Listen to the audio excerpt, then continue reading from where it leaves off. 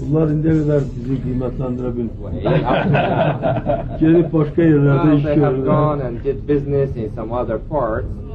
Azerbaycan'da o kadar iş görmeye heves göstermiyor. Ama indi gördüler ki Azerbaycan'da iş görmek başka yerlerde iş görmekten daha değerli. Sizden biz bunlara subut ettik.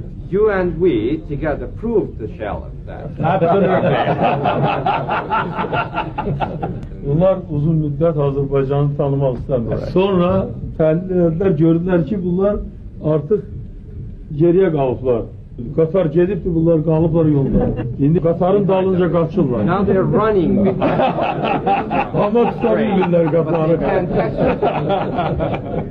Mr. President, you know, the sign of a good person is one who recognizes his mistakes and tries to correct them. And Cenab Prezident, we realize we were wrong, and we're now running very fast to try to catch up with our hesab edirəm friends. ki, siz də onu qiymətləndirərsiniz ki, əgər bir şəxs özü öz səhvini anlayıb, ondan sonra onu dərk edib, etiraf edirsə və bu səhvi düzəltməyə çalışırsa, bu qiymətləndirilməlidir. Biz də indi o qatarın səhvimizi dərk etmişik və qatarın arxasınca çox böyük sürətlə qaçırıq.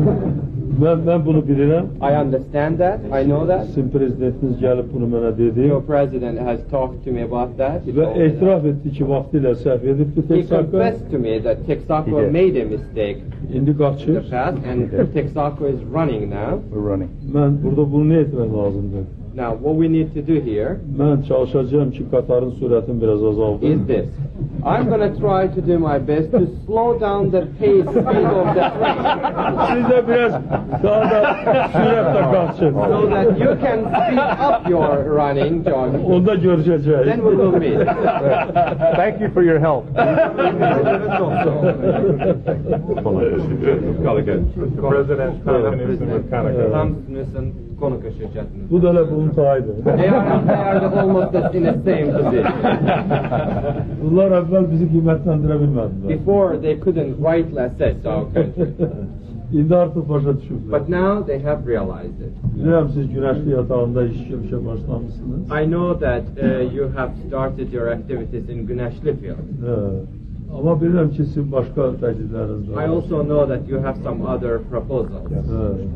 Görürsünüz üçü durup bir yerde. Well, you can see now, three of them standing all running.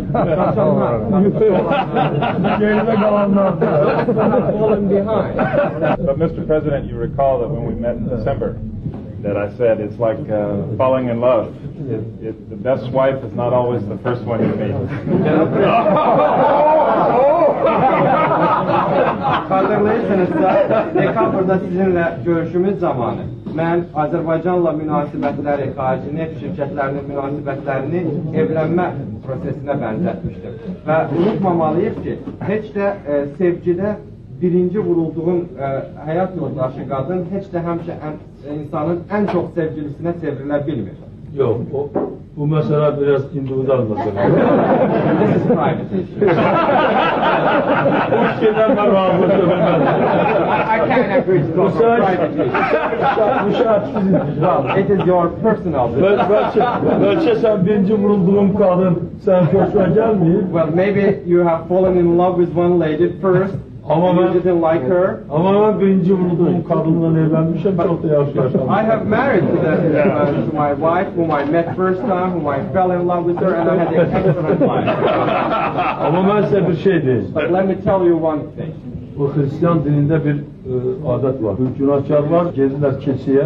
Rusça bunu diyeceğim, Azerbaycanca. Atpuskayt grehi. O keşişle, o da desin ki, bəli, senin günahlarını bağışlar. And he has to say, yes, I forgive your sins. Siz kiliseye gitmişsiniz yoksa yok? Have you been to the church or not?